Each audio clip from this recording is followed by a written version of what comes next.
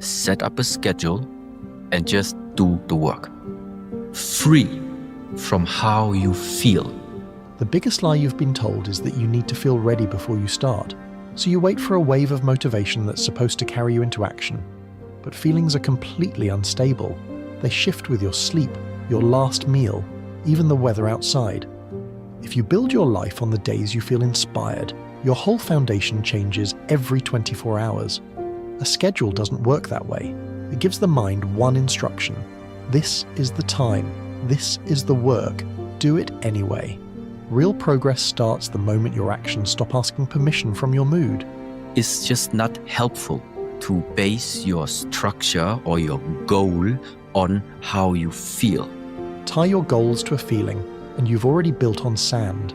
Some days the mind says start, some days it says wait. You deserve comfort today. And because that voice sounds like you believe it. This is how motivation lies. It gives you a small push at the beginning, then disappears the moment the work turns boring. A schedule doesn't behave like that. It's a cold, immovable fact. It doesn't care if you're tired, bored, or unsure. It just states what happens next. Structure stays when motivation leaves. That's why the plan matters more than the mood. No, but you stick to the plan. You stick to your plan. Sticking to the plan is where the real training happens. Anyone can act when the mind agrees. The test comes when the mind complains. When the body's tired, the phone is near, or some old habit asks for just one more day.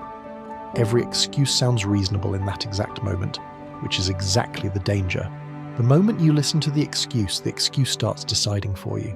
But the plan already settled this fight before the excuses showed up. You already made the decision before today's mood arrived. Discipline also meaning you don't do the things you already know are not good for you. Most people think discipline only means forcing yourself to do something hard. But half of it is the opposite. It's restraint. It's saying no to the comfort sitting right in front of you. The extra scroll, the small excuse, the habit you keep letting back in. They look harmless because they're small.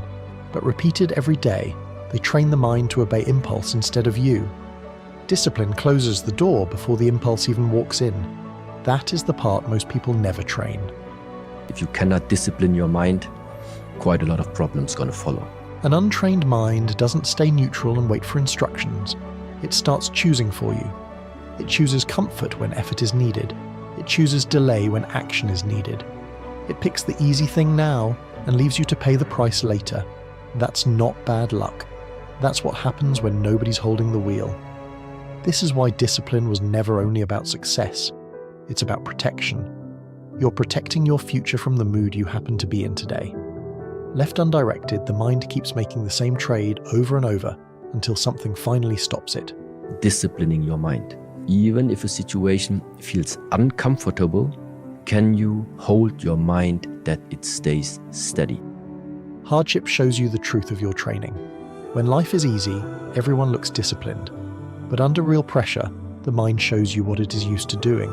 If it is used to excuses, it runs to excuses. If it is used to comfort, it runs to comfort. If it is used to staying steady, it can stay with the work even when the feeling is gone. That's the real strength. Not motivation, not inspiration. Steady. A mind like that can sit inside discomfort without running from it. The urge to quit still shows up. You just don't let it decide for you. It's going to be difficult to wake up every day at the same time, go through the daily structure. So it needs some type of commitment. Commitment means you stop checking how you feel before you act. It's easy to make a plan on a Sunday evening when you're relaxed and feeling capable. The real test is Monday morning at 5 a.m. when the room is cold, the blanket is warm, and the mind starts bargaining. 5 more minutes, start tomorrow, you worked hard enough yesterday. That's where motivation shows you exactly what it is. Not something you can rely on, just a feeling that was passing through. Commitment gives you a clear line the mood cannot change. Motivation helps you make the promise. Commitment is what makes you keep the promise. Get up, begin, repeat. So there is something based on actions that has nothing to do with wishful thinking anymore. Wishful thinking feels like progress, but it is still only thinking. You can imagine a better life for weeks, You can promise yourself tomorrow will be different, but life does not change in your head. It changes when you act. That is why structure matters. Without structure, the mind starts arguing with every simple action. Should I start now? Should I wait? Do I feel ready?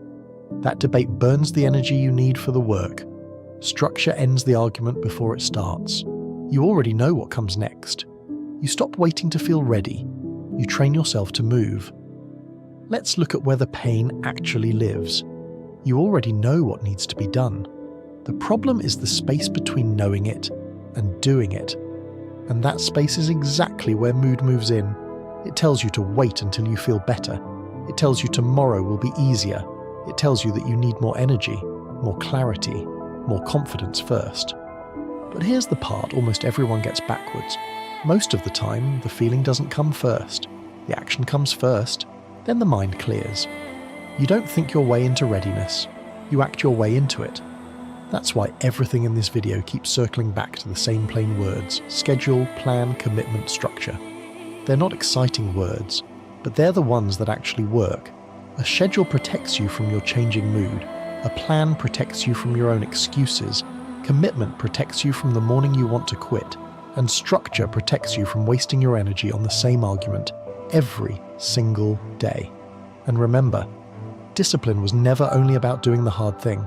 It's also about refusing the thing that quietly takes your strength.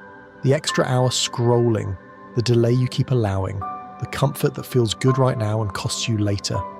Every time you follow that impulse, your mind learns something. Every time you hold the line instead, it learns something else entirely. So stop waiting to feel ready. Feeling ready was never something stable. Motivation rises and falls with the weather, the mood, the hour of the day. But the work is still there. The plan is still there. And your life is built by what you repeat after the feeling is already gone. Motivation was always going to lie to you. It can make you start, but it cannot make you stay. Commitment is what keeps you going.